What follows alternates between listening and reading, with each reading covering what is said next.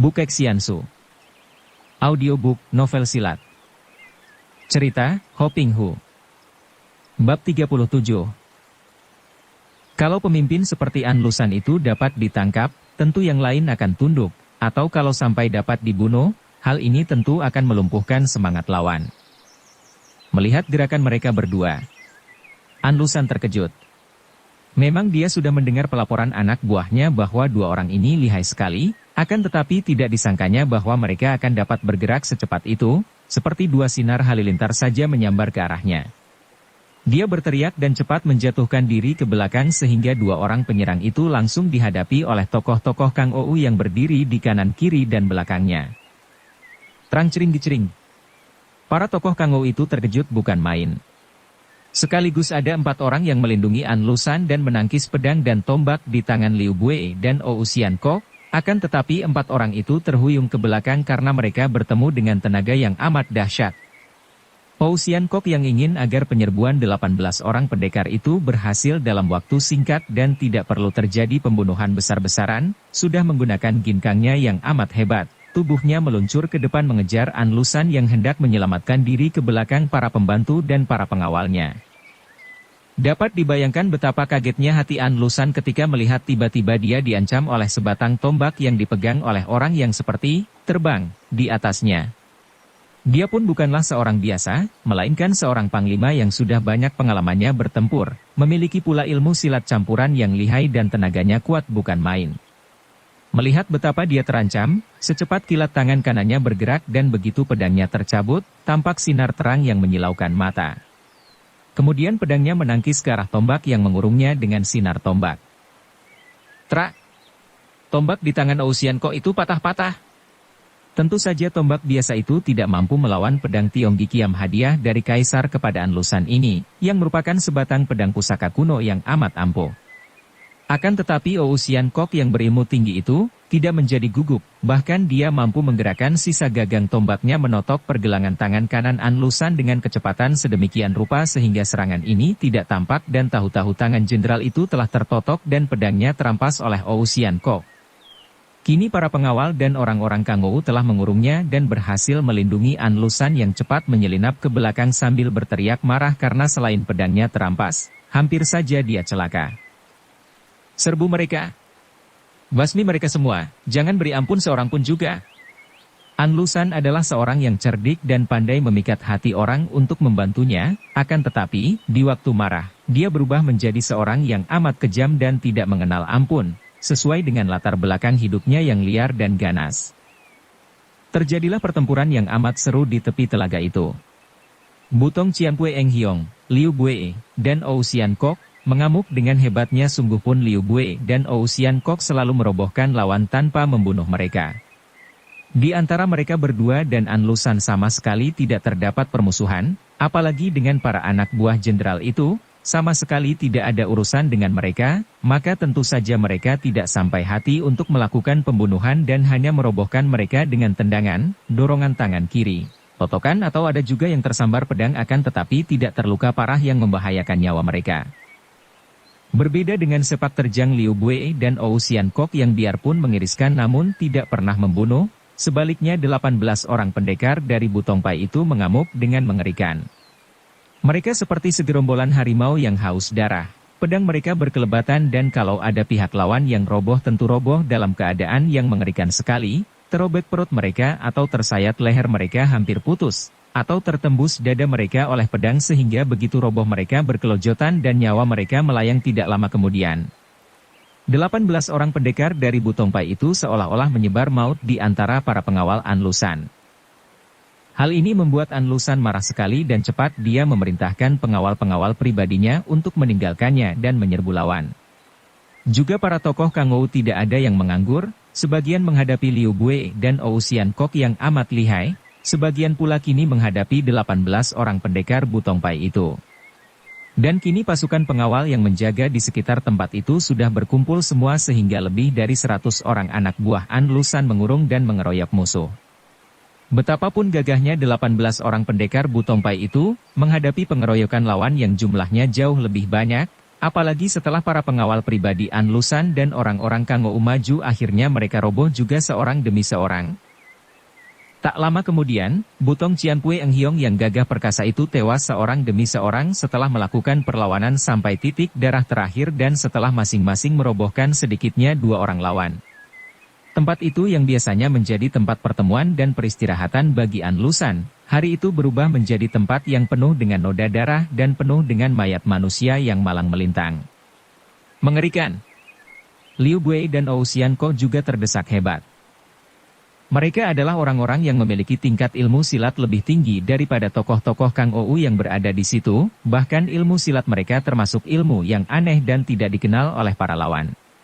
Biarpun banyak sudah, sedikitnya ada 20 orang yang roboh tak berdaya oleh mereka, namun mereka seperti 2 ekor belalang dikeroyok semut yang banyak dan dekat. Akhirnya, sebuah hantaman dengan toya yang mengenai lutut kanan Liu Bui membuat nyonya perkasa ini terjungkal dan dia lalu ditubruk oleh 4 orang lawan, ditotok dan dibelenggu, lalu diseret pergi sebagai seorang tawanan. Betapapun juga, orang-orang Kangou itu masih merasa segan untuk membunuh wanita yang amat mereka kagumi ini. Melihat Liu Bui tertawan, Ou Xianko mengeluarkan pekik melengking dan pekik ini saja sudah cukup untuk merobohkan beberapa orang pengeroyok yang kurang kuat sinkangnya, disusul dengan berkelebatnya Tionggi Kiam di tangannya membuat belasan batang senjata lawan beterbangan dan robohlah 5-6 orang lagi. Bukan main hebatnya sepak terjang Ou Xianko yang sudah marah itu. An Lushan, bebaskan Liu Toanyo atau akan kubasmi kalian semua. Aku Ou Xianko dari Pulau Neraka tidak biasa mengeluarkan ancaman kosong belaka. Saking marah dan khawatir melihat Liu Bui ditawan, Ou Xianko lupa diri dan menyebut-nyebut Pulau Neraka. Terkejutlah semua orang mendengar ini. Mereka tidak pernah tahu di mana adanya Pulau Neraka. Akan tetapi di dalam dongeng mereka mendengar bahwa Pulau Es dan Pulau Neraka merupakan pulau-pulau tempat tinggal para dewata dan siluman yang memiliki ilmu yang amat luar biasa. Kalian tidak tahu dia itu adalah bekas permaisuri dari Pulau Es? Bebaskan dia! Teriaknya lagi sambil menendang dengan kedua kakinya secara berantai, merobohkan 4 orang di antara para pengeroyoknya. Kembali semua orang terkejut, termasuk An Lushan. Pulau Es? Benarkah apa yang dikatakan laki-laki gagah perkasa itu? Ataukah hanya gertak sambal saja agar wanita yang tertawan itu dibebaskan? Selagi semua orang ragu-ragu, terdengarlah suara ketawa, hehehe, anak-anak nakal, kiranya masih ada yang tinggal di antara penghuni Pulau Es dan Pulau Neraka. Hayo kalian berdua ikut saja bersamaku karena bukan disinilah tempat kalian. Suara ini halus dan perlahan saja, namun anehnya mengatasi semua suara dan terdengar dengan jelas oleh mereka semua. Ketika An Lushan dan anak buahnya memandang, ternyata yang muncul adalah seorang kakek bercaping lebar yang mereka kenal sebagai kakek nelayan yang suka memancing ikan di telaga. Karena kakek itu bersikap halus dan tidak pernah bicara, maka An Lushan hanya menyuruh anak buahnya mengamat-amati saja. Kakek itu sudah berbulan-bulan memancing ikan di telaga dan sama sekali tidak mengganggu, juga sama sekali tidak mencurigakan, maka kini kemunculannya dalam keadaan yang menegangkan itu benar-benar amat mengherankan hati orang. Ou Xianko yang mendengar ucapan itu, terkejut sekali dan cepat dia memandang. Ketika melihat seorang kakek berpakaian sederhana tambal-tambalan, bertopi caping lebar nelayan, memegang tangkai pancing dari bambu dan di pinggangnya tergantung sebuah kipas bambu, dia cepat memandang wajah kakek itu dan melihat wajah yang sudah tua akan tetapi dengan sepasang mata yang tajam penuh wibawa. Tahulah dia bahwa dia berhadapan dengan seorang kakek yang lihai, maka otomatis dia mengira bahwa tentu ini merupakan seorang tokoh Kangou yang menjadi kaki tangan An Lushan pula. Maka lebih baik turun tangan lebih dulu sebelum lawan tangguh ini mendahuluinya, pikir Ou Xianko. Sudah tua bangka masih banyak pamrih mencampuri urusan pemberontakan, bentaknya dan pedangnya mengeluarkan sinar. Lenyap bentuknya berubah menjadi sinar bergulung-gulung ketika dia meloncat dan memutar senjata itu menyerang. Dengan tenang kakek itu menghadapi penyerangan ini, sikapnya seperti seorang tua menghadapi seorang anak yang nakal. Karena menduga bahwa kakek itu tentu amat lihai, maka Ou Xianko tidak bersikap tanggung-tanggung sekali ini, pedangnya meluncur dengan amat cepatnya dan dia membuka serangan. Akan tetapi tiba-tiba kakek itu memutar pancingnya dan terdengarlah suara bersuitan nyaring sekali. Ousianko bersikap waspada dan ketika tangkai yang terbuat dari bambu panjang itu menyambar ke depan menyambutnya, dia cepat menggerakkan pedangnya yang ampuh dengan mengerahkan tenaga sinkang untuk membabat putus bambu itu. Namun, bambu itu seperti hidup bergerak mengikuti sinar pedangnya, berkejaran dengan sinar pedangnya tidak pernah tersentuh, dan tahu-tahu Ousianko merasa betapa tubuhnya terangkat ke atas. Ternyata bahwa ketika kakek itu memutar bambu yang menjadi tangkai pancing, tali pancingnya berputaran sedemikian cepatnya sampai tidak tampak karena tali itu kecil saja, dan tahu-tahu mata pancing itu telah mengait punggung baju Ousianko sehingga seolah-olah Ousianko dijadikan ikan yang terkena pancing. Ousianko terkejut dan marah, dia bergerak hendak membabat tali pancing di atas punggungnya, akan tetapi tiba-tiba tubuhnya yang tergantung itu berputar cepat sekali. Dia diputar-putar di atas kepala kakek itu sehingga kalau sampai tali itu diputuskan dengan tangannya, tentu tubuhnya akan terlempar dan terbanting keras tanpa dia mampu mencegahnya karena tubuhnya sudah berputaran seperti kitiran di udara. Semua orang memandang dengan mata terbelalak dan mulut ternganga, kaget dan kagum melihat betapa mudahnya kakek tua itu membuat Ousianko yang sakti itu tidak berdaya sama sekali. Ousianko merasa malu dan marah. Dikerahkannya sinkangnya dan dia telah menggunakan ilmu memberatkan tubuhnya. Seketika tubuhnya yang masih berputar-putar itu agak menurun dan bambu itu melengkung seolah-olah tidak kuat menahan tubuhnya. Tidak buruk. Kakek itu berseru kagum juga, akan tetapi karena dia masih memutar-mutar hasil pancingannya itu dengan amat cepatnya, Ousianko tidak dapat melepaskan diri dan hanya melirik ke arah kakek itu dengan pandang mata penuh kemarahan dan kadang-kadang mencoba untuk menggerakkan pedang membacok ke arah tubuh kakek itu. Tiba-tiba terdengar suara Liu Bue, "Outo Ako, jangan melawan. Lo Cianpue, mohon Lo Cianpue sudi mengampuninya." Mendengar seruan Liu Bue ini Ousianko terkejut dan dia menghentikan usahanya untuk menyerang atau membebaskan diri, lalu berkata, "Harap Lo Cianpue sudi memaafkan kalau saya bersikap kurang ajar." "Hehehe, ternyata pulau neraka belum merusakmu, orang muda." Tali pancing itu mengendur dan tahu-tahu Ousianko telah mendapatkan dirinya berada di atas tanah. Dia berdiri tak bergerak, hanya menoleh ke arah Liu Bue yang kini sudah terbelenggu dan dijaga ketat. Kakek itu lalu menghadap ke arah Anlusan yang berdiri di tempat aman, kemudian berkata halus, "Ango Ansui harap suka memenuhi permintaan seorang tua seperti aku agar suka membebaskan wanita itu." Sudah kita ketahui bahwa Anlusan adalah seorang yang amat cerdik. Melihat keadaan kakek itu, dia pun maklum bahwa orang tua itu amat sakti dan menghadapi seorang kakek seperti itu, lebih baik bersahabat daripada memusuhinya. Kalau ingin berhasil dalam mengejar cita-cita, berbaiklah dengan sebanyak mungkin orang pandai, demikian pedoman hatinya. Maka tanpa ragu-ragu lagi dia memberi isyarat kepada orang-orangnya untuk membebaskan Liu Bue. Tentu saja isyarat ini tidak ada yang berani membantahnya sungguh pun para anak buah dan pembantunya merasa khawatir akan sikap Anlusan ini. Di situ terdapat 3 orang lawan tangguh, yang seorang sudah tertawan mengapa dibebaskan lagi? Bukankah ini merupakan perbuatan bodoh dan berbahaya? Liu Bue yang sudah terbebas dari totokan dan belenggu, segera menghampiri kakek itu dan menjatuhkan diri berlutut. "Lo Cianpue," katanya dan melanjutkan dengan tangis yang menyedihkan. Kakek itu mengangguk-angguk. Sudahlah, aku sudah tahu semua yang menimpa dirimu dan Pulau Es. Sudah semestinya demikian, ditangisi pun tidak akan ada gunanya."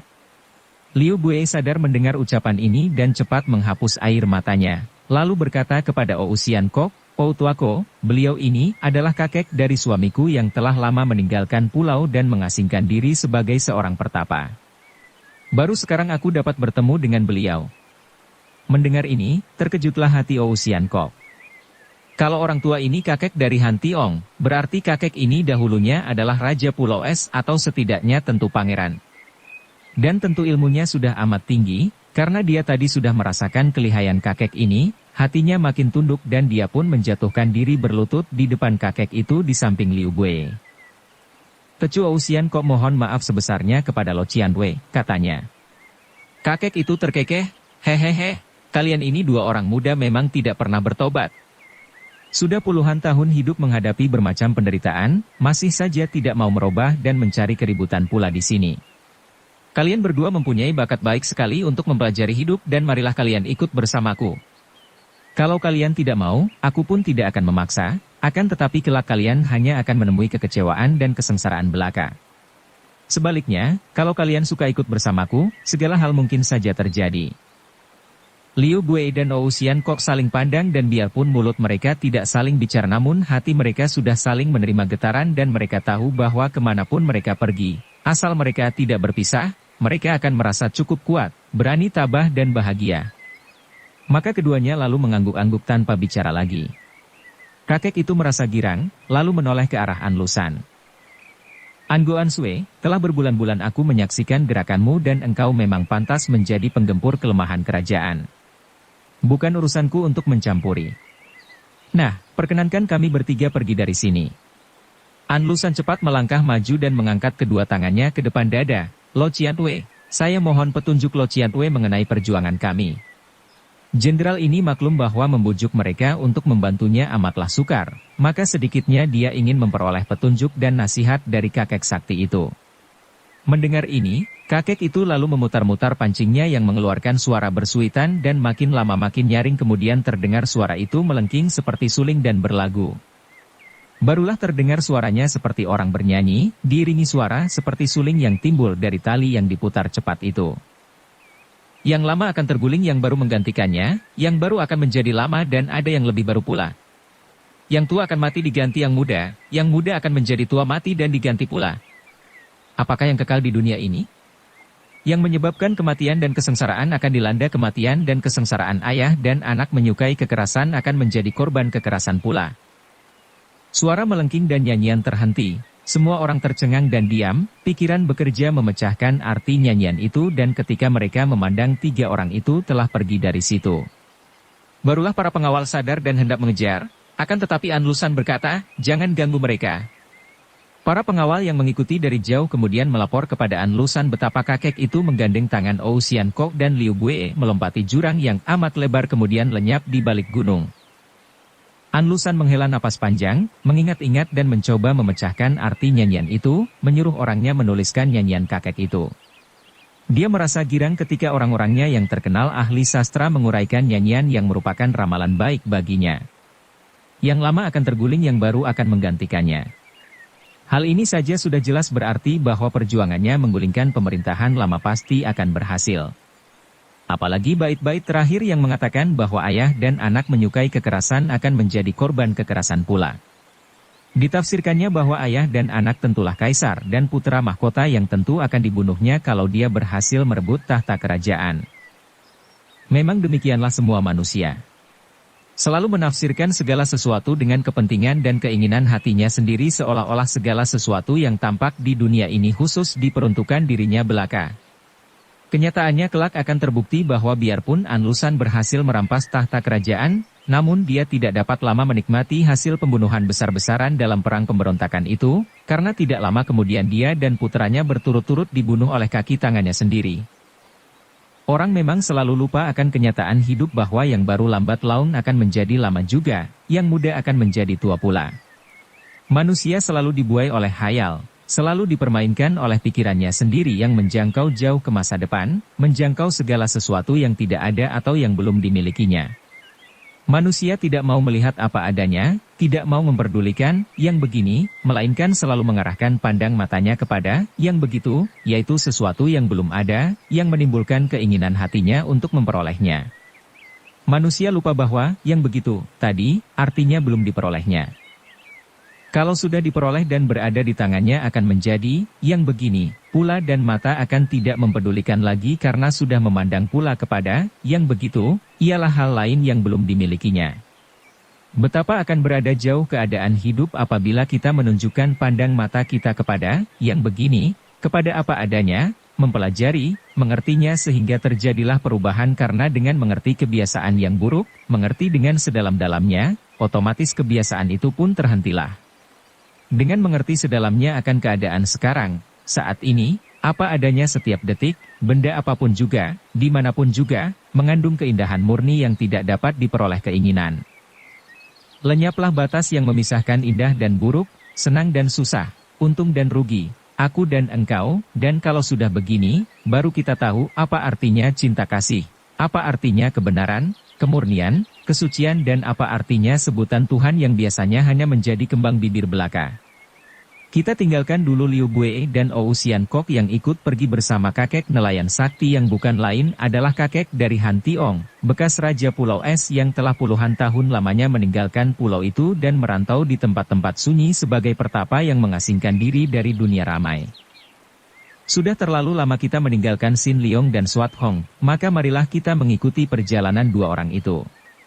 Seperti telah dituturkan di bagian depan, Sin Leong dan Swat Hong saling bertemu kembali di lereng puncak Gunung Awan Merah tempat tinggal Titok Siang Koan Ho.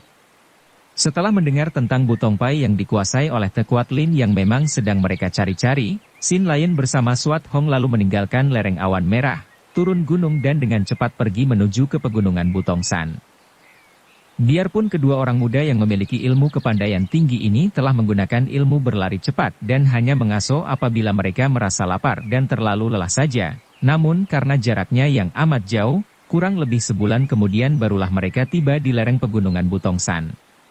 Di kaki gunung tadi mereka telah memperoleh petunjuk dari seorang petani di mana letak Butong Pai, yaitu di atas sebuah di antara puncak-puncak pegunungan Butong San.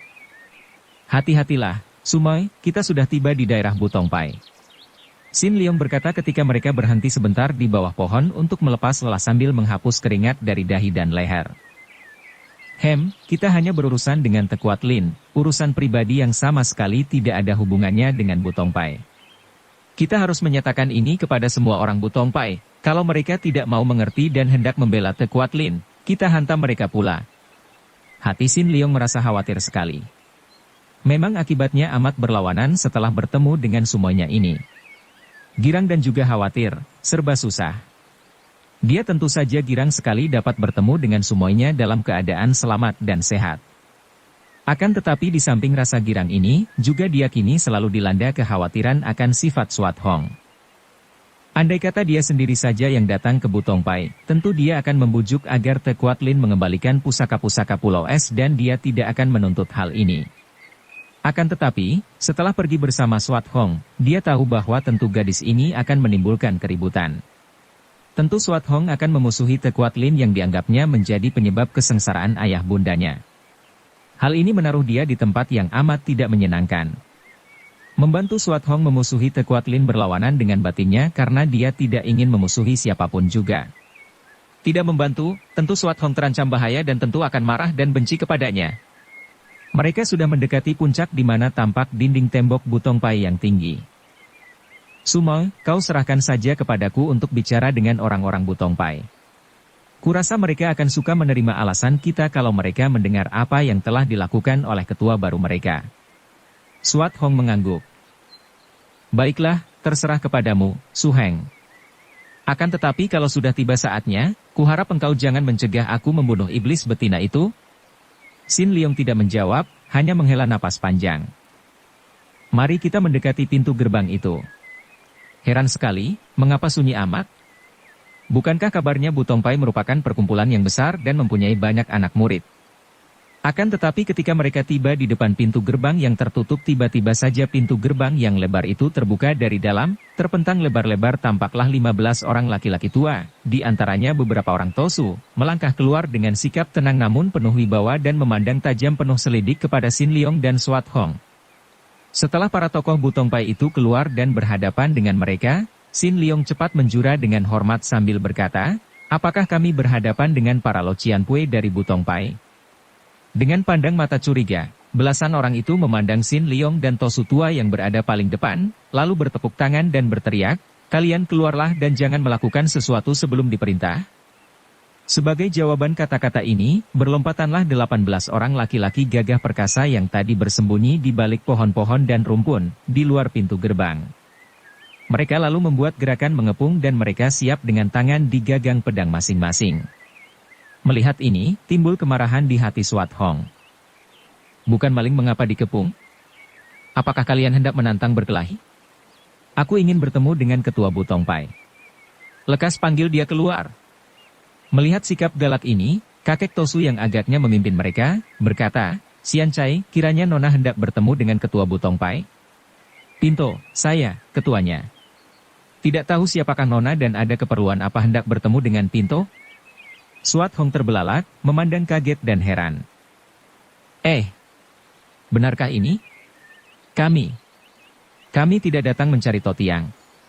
Para Tosu dan semua orang itu saling pandang, kemudian seorang di antara mereka, seorang Tosu pula yang tinggi besar bermuka hitam, tidak setua kakek pertama, bertanya, "Kalau begitu, siapakah yang Nona cari?" "Kami mencari Te Kuat Lin." Baru selesai Suat Hong berkata demikian, kakek muka hitam itu sudah berteriak keras dan menubruk maju, tangan kiri mencengkeram ke arah ubun-ubun kepala Suat Hong sedangkan tangan kanan menotok ke arah lehernya. Suat Hong terkejut dan marah. Serangan kakek itu benar-benar amat ganas, kejam dan berbahaya sekali. Apalagi ketika terasa olehnya betapa dari kedua tangan yang panjang dan besar itu menyambar hawa pukulan yang menandakan bahwa kakek itu memiliki tenaga yang kuat. Bersambung ke bab 38. Dukung kami dengan subscribe, follow, like, komen dan share. Terima kasih.